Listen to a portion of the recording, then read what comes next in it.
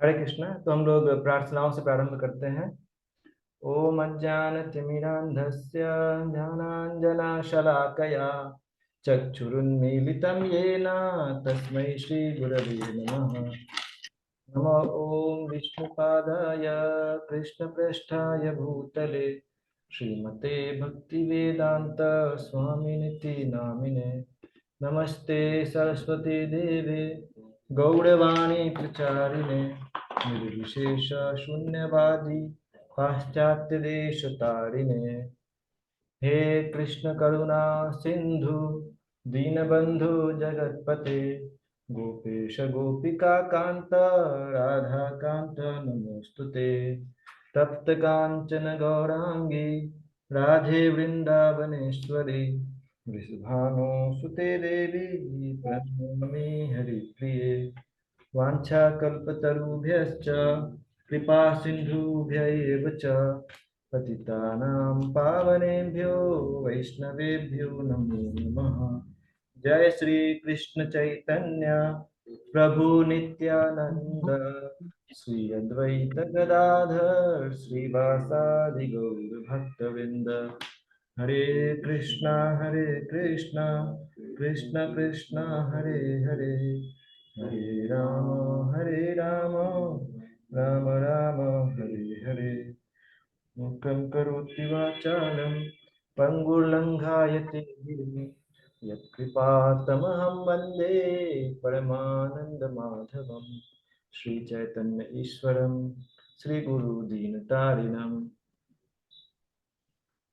हरे कृष्ण। तो आप सबका स्वागत है आज के इस भगवत गीता के सेशन में।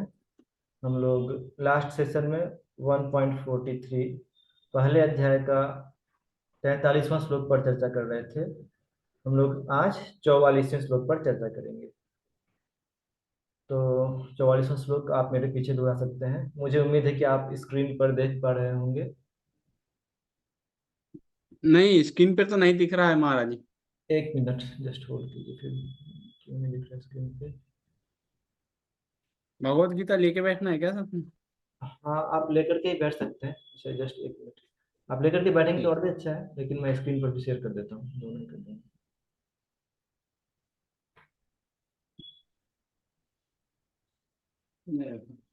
या हाँ, अभी दिखने लगा। ये कौन सा है? कौन सा श्लोक? पहले 44वां अध्याय का श्लोक। 44 नंबर श्लोक है।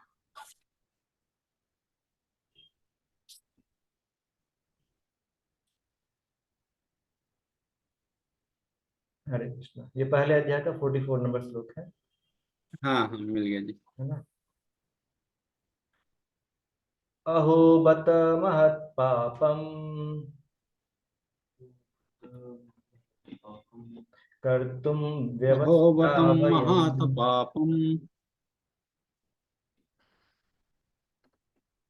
यद् राज्य सुखलोभेन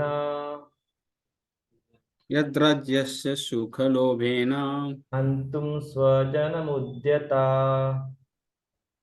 हन्तो स्वजनमुद्धता। तो इस श्लोक का अनुवाद इस प्रकार से है।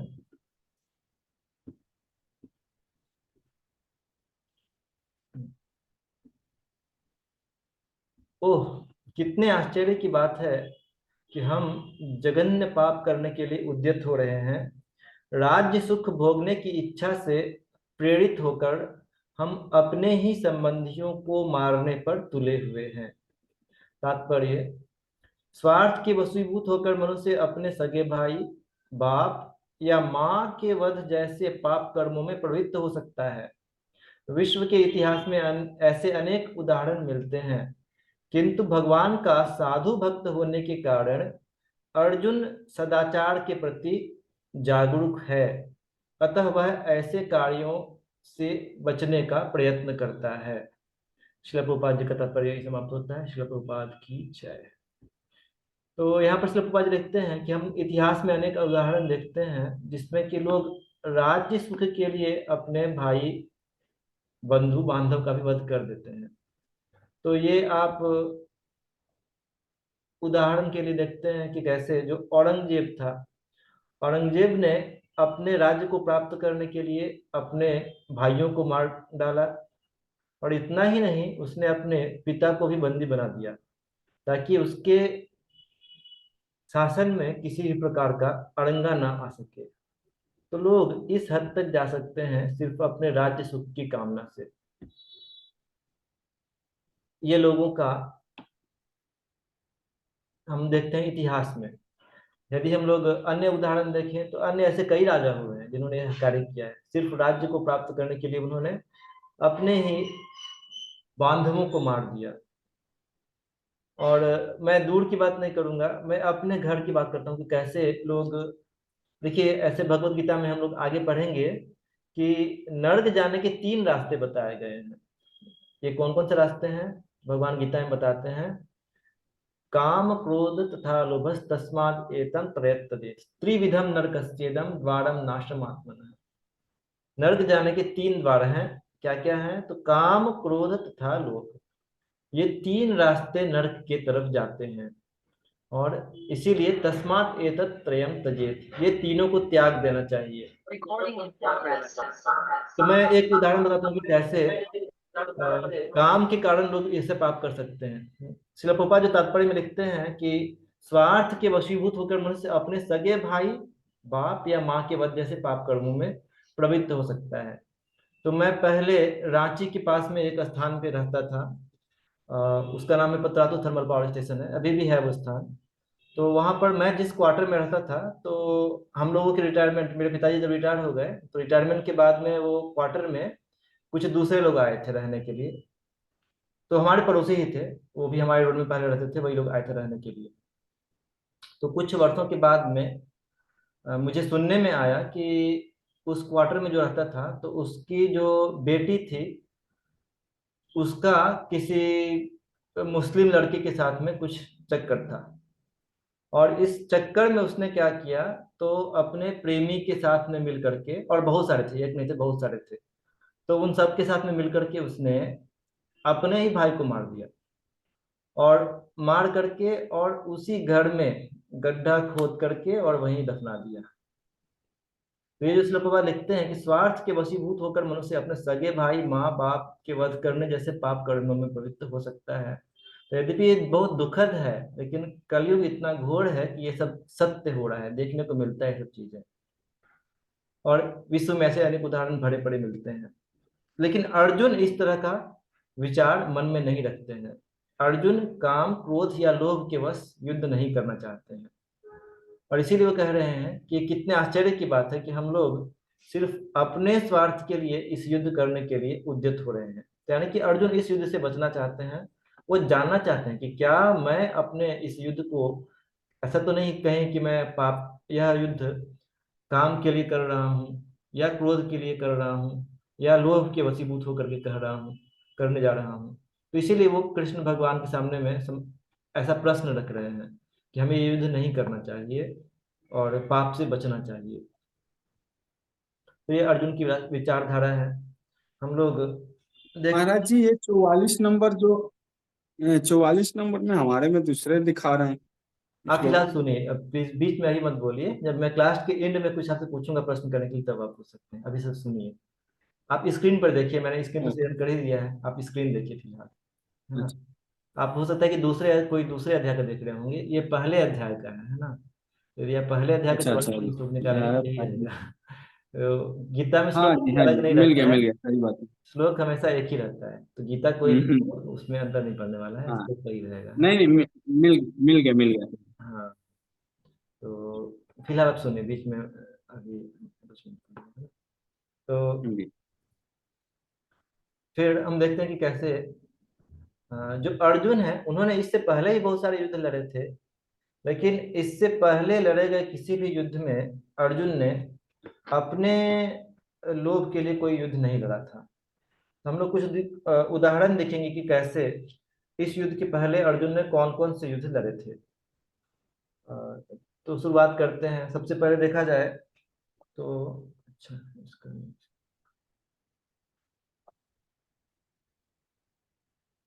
तो अर्जुन ने इससे पहले कोई भी युद्ध में राज्य के सुख के लिए युद्ध नहीं लड़ा था और न ही अपने संबंधियों से युद्ध किया था। तो उदाहरण के लिए हम देखते हैं कि इससे पहले अर्जुन ने एक बार द्रुपद से युद्ध किया था। और किस लिए युद्ध किया था? तो द्रुपद से युद्ध करने का कारण था कि उनके गुरु द्रोण ने उनको आदेश दिया था कि जाओ और द्रुपद को हराओ। और उनका स्पष्ट आदेश था कि द्रुपद को मारना नहीं है, उसे जिंदा लाना है यहाँ पे। तो उन्होंने यह युद्ध अपने स्वार्थ के लिए नहीं किया था, अपने गुरु के प्रसन्नता के लिए किया था। और ये शास्त्रों का भी आदेश है कि अपने गुरु को प्रसन्न करने के लिए हर संभव कार्य करना चाहिए। नेक्स्ट हम लोग देखते हैं कि अर्जुन ने जो युद्ध किया था, तो यहाँ पर वर्णन आता है कि स्वर्ग में निवात कवच से उन्होंने युद्ध किया था। ऐसा कहते हैं कि स्वर्ग में एक बार कुछ असुर लोगों का बहुत आतंक था, तो देवताओं की मदद करने के लिए वह निवात कवच युद्ध करते हैं। वो बहुत अधिक संख्या में थे, लगभग 60,000 थे निवात कवच। तो उन्होंने स्वर्ग में जाकर के निवात कवच से युद्ध किया था और उनको मारा था। तो ये युद्ध भी उन्होंने अपने स्वार्थ के लिए नहीं लड़ा था, वो देवताओं की सहायता करने के लिए गए थे, उनमें अपना स्वार्थ निहित नहीं था। इसी प्रकार से एक बार इंद्रप्रस्थ पर कुछ लिटोरर ने गायों को चुराना चाहा, ब्राह्मणों की गायों को। तो उनकी रक्षा के लिए उन्होंने युद्ध किया था, तो उसमें भी उनका अपना स्वार्थ नहीं था, और वो विशेष रूप से ब्राह्मणों की गायों की रक्षा करना चाहते थे। नेक्स्ट हम देखते हैं कि शंकर जी से उन्होंने एक और युद्ध किया था। तो यह युद्ध भी उनके स्वार्थ के लिए नहीं था, यह क्षत्रिय धर्म के अनुकूल था, क्योंकि उनको शंकर जी ने युद्ध के लिए चुनौती दी थी। तो क्षत्रियों का कर्तव्य होता है कि वह कोई भी चुनौती को स्वीकार करे युद्ध की।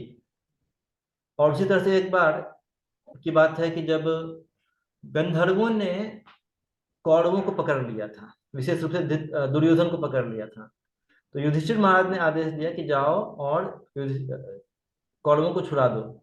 तो उस समय में अर्जुन युद्ध करते हैं गंधर्वों से।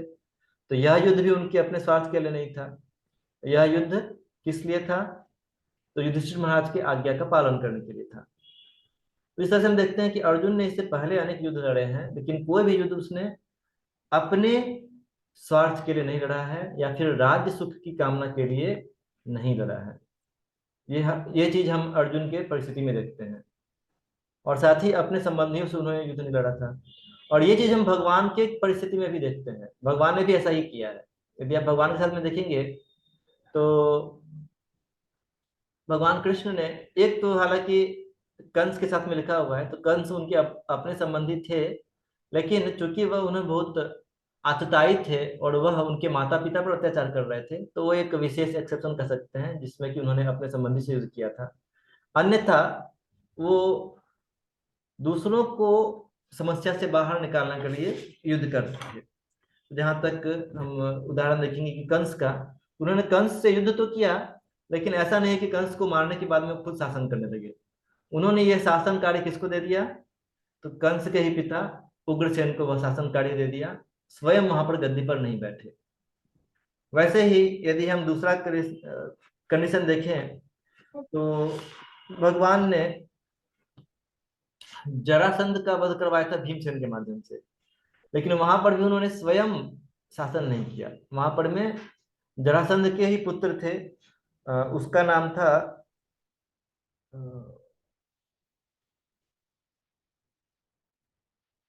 सहदेव। जरासंध तो दिया, लेकिन पुनः वो स्वयं शासन पर नहीं बैठते हैं। बाली को मारने के बाद में वो राजा किसको बना देते हैं? तो राजा बनाते हैं सुग्रीव को। तो ऐसे हम अनेक उदाहरण देख सकते हैं कि कोई भी युद्ध राज्य सुख के लिए नहीं लड़ा गया था, न तो भगवान ने लड़ा था राज्य सुख के लिए, और न ही उनके भक्तों ने लड़ा था राज्य सुख के लिए कोई भी युद्ध। और दूसरा चीज जो जो कि वो कह रहे हैं, दूसरा चीज वो क्या कहते हैं? तो दूसरा चीज वो कहते हैं, हाँ,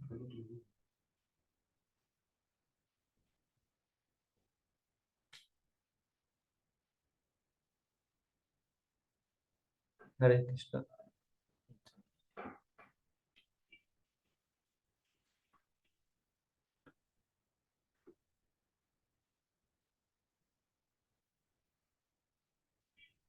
अब अर्जुन ये भी कह सकता है कि अच्छा, यदि ऐसी ही बात है कि आपने अपने राज्य सुख के लिए कोई युद्ध नहीं लड़ा है, तो फिर मैं भी यही करता हूँ, मैं भी वही कार्य करता हूँ। और ये युद्ध लड़ने के बाद में मैं जो शासन व्यवस्था है वह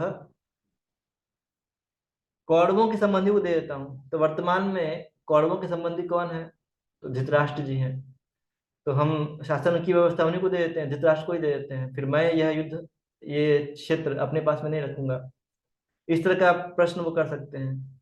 तो अब हम देखेंगे कि कैसे परिस्थितियां जो हैं वो भिन्न है। राज्य पर नहीं, वो राज्य पर बैठा दिए किसको? तो राज्य पर बैठा देते हैं विभीषण को। क्यों बैठाते हैं? तो क्योंकि विभीषण भी वास्तव में आसुरी प्रवृत्ति का नहीं था। ये चीज आप कॉमन देखेंगे कि ये कोई भी जो थे ये आसुरी प्रवृत्ति के नहीं थे। ये स्वयं बहुत ही भगवान के इच्छानुसार कार्य करने के लिए तैयार थे, और इसीलिए, और धर्म के अनुसार शासन करने के लिए तैयार थे। तो इसीलिए भगवान ने इनको हटाया नहीं, इनको ही शासन पर बैठा दिया। वैसे ही आप यदि बात करें तो भगवान राम ने अपने शासन काल में लवणासुर को भेजा था युद्ध करने के लिए। लवणासुर के साथ में युद्ध करने के लिए शत्रुघ्न जी को भेजा था। तो शत्रुघ्न जी ने लवणासुर का वध किया था। और उसके बाद में भगवान राम ने वहां पर शासन नहीं किया। उन्होंने क्या किया? तो शासन का कार्यभार उन्होंने सौंप दिया किसको?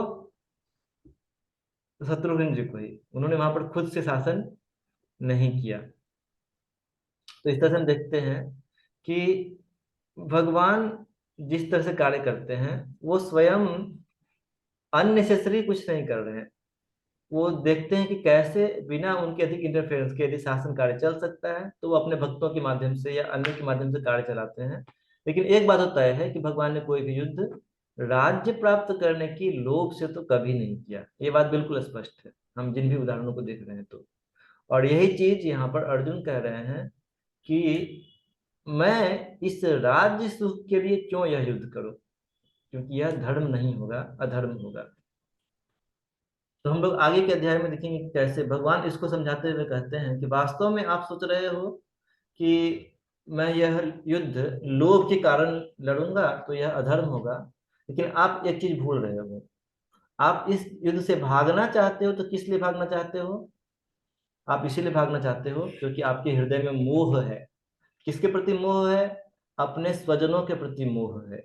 और यदि आप अपने मोह के कारण इस युद्ध से भागते हो तो उसमें भी आपको पाप लगेगा। युद्ध करने के लिए आपको पाप नहीं लगेगा। भगवान बाद के चैप्टर में समझाएंगे, हम लोग धीरे धीरे देखेंगे कि कैसे भगवान समझाते हैं कि आपको युद्ध करने के लिए तो पाप नहीं लगेगा, लेकिन यदि आप युद्ध नहीं करते हैं तब आप मोह के कारण ऐसा करेंगे और इसलिए आपको पाप लगेगा। तो हम लोग देखते हैं कि कैसे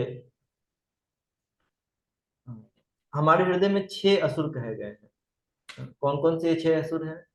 तो जैसे रावण के बारे में सब जानते हैं कि रावण जो था वो काम का प्रतीक कहा जाता है।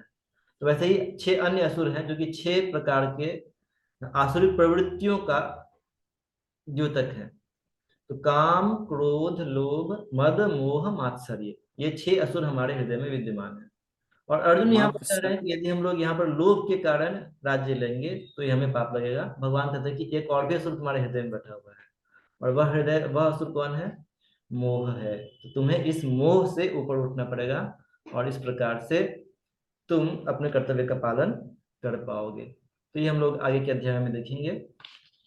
आज का डिस्कशन हम यहीं पे end करते हैं।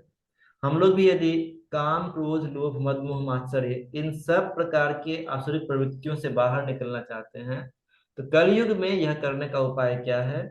हरिर नाम, हरिर नाम, हरिर नाम एव केवलम, कलौ नास्तेव नास्तेव नास्तेव गतिरन्यथा। भगवान हरि के नामों का जप करने के अलावा कलयुग में कोई अन्य मार्ग नहीं है, कोई अन्य मार्ग नहीं है, कोई अन्य मार्ग नहीं है। भगवान हरि का नाम ही एकमात्र उपाय है। तो हम लोग अभी कुछ भगवान हरि का नाम लेंगे, और विशेष रूप से भगवान हरि का कौन सा नाम लिया जाए? तो भगवान स्वयं ही कलयुग में श्री चैतन्य महाप्रभु के रूप में आते हैं और हमें सिखाते हैं कि हमें कौन सा नाम लेना चाहिए। तो भगवान सिखाते हैं हरे कृष्ण कृष्ण कृष्ण हरे हरे, हरे राम राम राम हरे हरे। ये नाम विशेष रूप से भगवान हमें कहते हैं लेने के लिए। तो हम लोग ये नाम लेने के पहले, लेकिन हम लोग आप देखेंगे कि ये मंत्र लिखा हुआ है, श्री कृष्ण चैतन्य प्रभु नित्यानंद श्री अद्वैत गदाधर शिवासादि गौर भक्तवृंद। तो भगवान का नाम लेने के पहले हम लोग ये मंत्र जपते हैं। क्यों? क्योंकि भगवान का नाम हरे कृष्ण महामंत्र लेने में कुछ हमसे गलतियां हो सकती हैं। लेकिन यदि हम हरे कृष्ण महामंत्र लेने के पहले ये पंच तत्व मंत्र, ये जो आप नीचे मंत्र लिखा हुआ देख रहे हैं, इसको पंच तत्व मंत्र कहते हैं। यदि इसको जपते हैं तो इनकी कृपा से हमारा भगवान का नाम लेने में जो गलती होता है वह अपराध क्षमा हो जाते हैं। तो इसीलिए जब भी हम लोग हरे कृष्ण मंत्र का जाप करते हैं तो उसके पहले ये मंत्र भी एक बार जरूर पढ़ते हैं जो नीचे लिखा हुआ है। तो आप सब मेरे पीछे दोहराएं। और जैसा कि मैंने पहले ही बताया था, नाम जप करने की विधि क्या है, तो बहुत ही आसान है। जब हम नाम जप करते हैं तो मैं फिर से दोहराता हूँ, ये जो आप ज्वाइंट वाला देख रहे हैं इस पर जप नहीं करना है, ज्वाइंट वाले की अगले वाले पर जप करना है। अगले वाले में जप करने समय में ये उंगली, जिसको तर्जनी उंगली कहते हैं, तर्जनी उंगली को माला में नहीं सटाना है, इसको दूर रखना है माला से। और जप करने समय में माला हमारी तरफ, अंदर की तरफ आनी चाहिए, ऐसे करके। माला बाहर की तरफ नहीं जाना चाहिए, माला आपके तरफ आना चाहिए, ये सही तरीका है। और ऐसे करके जप करना ये गलत तरीका है। ये एक नियम हो गया। और साथ ही जब हम लोग जब करते करते यहाँ वापस पहुंच जाएंगे, आप देखेंगे जब करते करते आप यहाँ वापस पहुंच जाएंगे, तो यहाँ पहुंचने के बाद में इसको पार भी नहीं करना है। ये जब ज्वाइंट पे पहुंच गए तो ज्वाइंट को पार नहीं करना चाहिए, वहीं रुक जाना चाहिए। आपका एक माला हो गया है। और यदि आपको एक माला और भी करने की इच्छा है तो आप इसको पलट लीजिए, इस प्रकार से उल्टा कर लीजिए और फिर से जय श्री कृष्ण चैतन्य मंत्र जप करके और तब हरे कृष्ण मंत्र जप कर सकते हैं।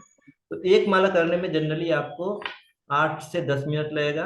और जब आपका प्रैक्टिस अधिक हो जाएगा तो 6-7 मिनट में भी जप हो जाएगा एक माला। तो बहुत अधिक समय नहीं लगेगा, लेकिन ये बहुत पावरफुल तरीका है कलयुग के दोषों से बचने के लिए, काम क्रोध लोभ मद मोह मात्सर्य से बचने के लिए।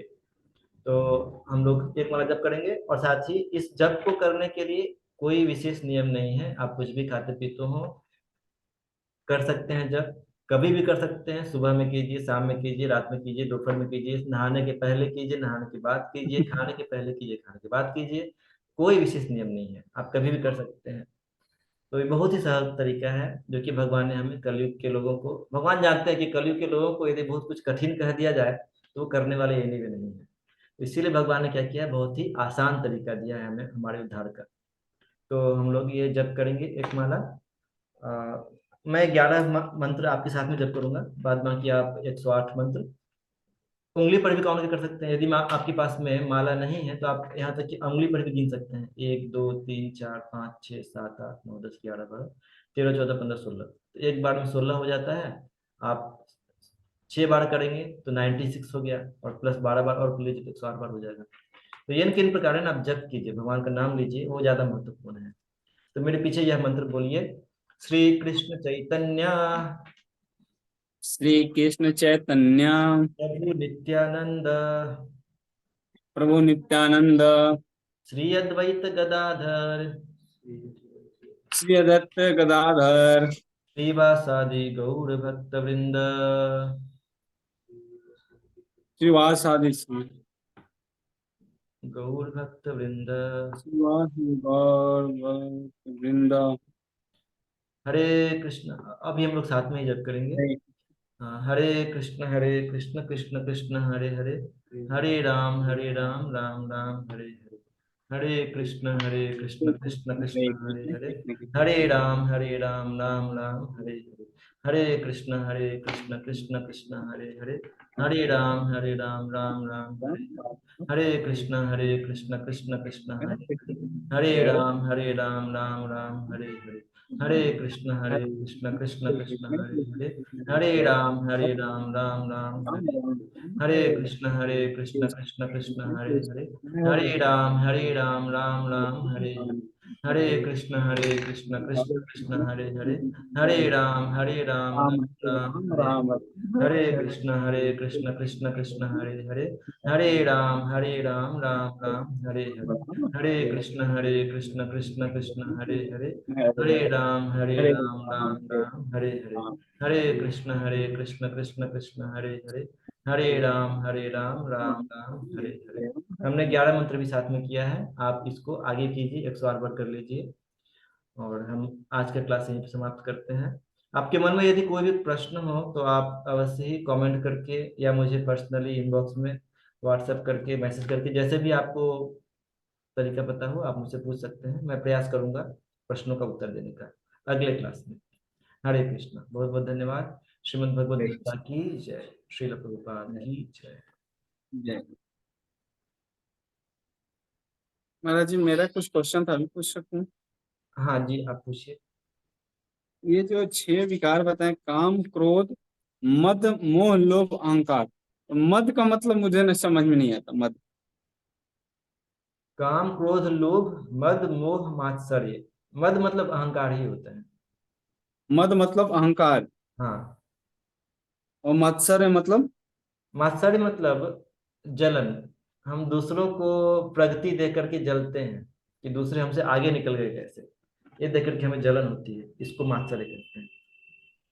तो ये तो 5 ही है ना, काम, क्रोध, मद, मोह, लोभ और अहंकार। तो अहंकार और मद तो एक ही हो गया, तो बात बराबर ही हो गई। ध्यान से सुनिए, मैं इस पर टाइप करता हूँ, अच्छा। स्क्रीन पर टाइप कर देता हूँ ताकि आपको कोई कंफ्यूजन नहीं रहे। जी। एक मिनट। चॉकलेट। जी नमस्कार सर। हरे कृष्णा, नमस्कार। हरे कृष्ण, हरे कृष्ण। जस्ट एक मिनट, मैं इनके हाय। प्रश्नों का उत्तर दे रहा हूँ। तो देखिए 6 है, आप काम काउंट कीजिएगा। हाँ, काम। काम मैं लिख रहा हूँ। ठीक है, स्क्रीन पे दिख रहा होगा आपको, है ना? नहीं काम। दिख रहा है। स्क्रीन पर नहीं दिख रहा है? नहीं, दिख रहा है ना? नहीं दिख रहा है। एक मिनट, जस्ट 1 मिनट। ये चैट में दे सकते हैं। नहीं, शेयर स्क्रीन चला गया।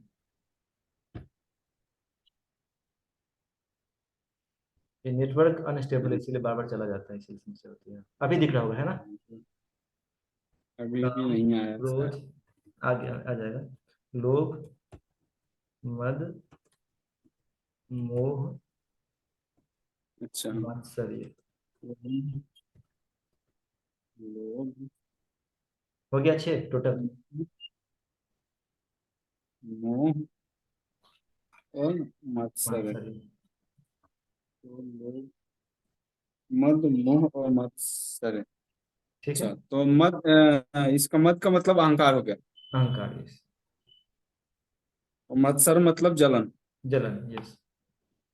और मोह तो पता है, ठीक है, लोभ हो गया। ठीक है। और अच्छा, एक और चीज जैसे बोलते हैं कि हम हरे कृष्ण हरे राम जो जपते हैं, हाँ। तो इससे अगर जल्दी है तो हम राधे राधे जपे तो? अ, हम लोग जब कोई मंत्र जपते हैं तो बेस्ट यही होता है कि जो शास्त्रों में दिया गया है उस मंत्र को जपें। और अच्छा अच्छा। हरे कृष्ण महामंत्र जो है वो विशेष रूप से समझ लीजिए तो कलयुग के जो भगवान है, उन्होंने कलयुग के लोगों का जो कंडीशन है उसको ध्यान में रखते हुए अवतार लिया था। और उनको ध्यान में रखते हुए उनके लिए बेस्ट ट्रीटमेंट क्या होगा वो ट्रीटमेंट चैतन्य महाप्रभु ने दिया है। तो इसीलिए हम लोग जो चैतन्य महाप्रभु की परंपरा की धारा में आते हैं, हम उनके द्वारा दिए गए मेथड को अपनाते हैं। जैसे मान लीजिए कि आपको सर दर्द कर रहा है, जैसे इमेजिन कीजिए, या किसी भी व्यक्ति को एक सर दर्द कर रहा है, तो सर दर्द का उपाय करने के लिए वो मेडिकल की दुकान पर जाता है और दुकानदार को बोलता है कि आप मुझे सर दर्द की दवाई दो। तो दुकानदार हम्म। उसको पूछेगा कि भाई मैं दवाई दूं लेकिन कौन सी दवाई दूं, आप अपना पर्चा दिखाओ। तो वो बोलेगा नहीं नहीं कोई भी दवाई दो। तो यदि कोई छोटा मोटा दुकानदार रहेगा तो वो तो आपको दे देगा, कोई भी दवा उठा करके दे देगा। लेकिन यदि कोई हम्म। समझदार दुकानदार रहेगा तो वो आपको दवा नहीं देगा, वो बोलेगा कि नहीं आपको कोई बीमारी है तो आप डॉक्टर के पास में जाओ, उसको सारे प्रॉब्लम्स बताओ, वो आपकी प्रॉब्लम्स को अच्छी तरह से समझ करके आपके लिए कुछ प्रेस्क्राइब करेगा, आप वो दवा लेकर के आओ, नाम लेकर के आओ, मैं आपको वही दवा दूंगा। तो वैसे ही आप भगवान का नाम कोई भी लेंगे तो फायदा जरूर करेगा, ऐसा नहीं कि फायदा नहीं करेगा। लेकिन कलयुग के डॉक्टर श्री चैतन्य महाप्रभु हैं, वो कलयुग के लोगों का उद्धार करने के लिए आए हैं, और वो कलयुग के लोगों के रोगों को अच्छी तरह जानते हैं, और उनके उद्धार के लिए उन्होंने हरे कृष्ण मंत्र दिया है। तो यदि आप इस मंत्र को जपेंगे तो आपको बहुत अधिक फायदा मिलेगा। अच्छा, तो इसका जो माला में है, तो एक माला जब पकड़े तो उसमें पूरा सेंटेंस बोलना है, हरे राम हरे हरे कृष्ण कृष्ण कृष्ण हरे हरे, एक पूरा आइए, आप पूरा ही सेंटेंस देखिए। एक बार बोलना है। पूरा हरे ठीक है, कृष्ण बोल कृष्ण कृष्ण हरे हरे, हरे राम राम राम हरे हरे, ये एक मंत्र हुआ, ऐसे करके 108 बार बोलना है। हाँ अच्छा, 108। ठीक है, ठीक है हरे कृष्ण सर। हम थोड़ा राजीव आशीष सर, बंद हरे कर दिए सर, कृष्णा। मेरी बेटी थोड़ा सा सत्यम परेशान कर रही है सर। जी। सर मेरी बेटी थोड़ा परेशान कर रही है, हम ज्वाइन नहीं हो पाएंगे सर अभी हम। हाँ नहीं, अभी तो हमारा एंड ही होने वाला है, हमारा क्लास तो हो ही गया और हमारा अभी एंड करने वाला है, जैसे आप हरे कृष्ण बोल रहे हैं। Okay okay. ठीक। Thank you. ओके, धन्यवाद सर। हरे कृष्ण, धन्यवाद। हरे कृष्ण।